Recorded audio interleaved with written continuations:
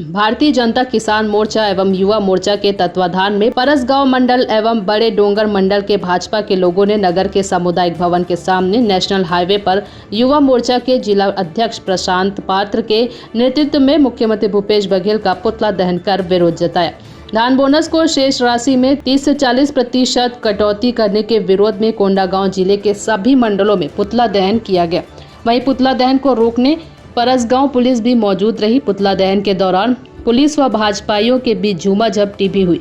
Police ने पुतला दहन को रोकने का प्रयास किया गया और पुलिस ने जलते पुतले को बुझाकर अपने कब्जे में ले लिया।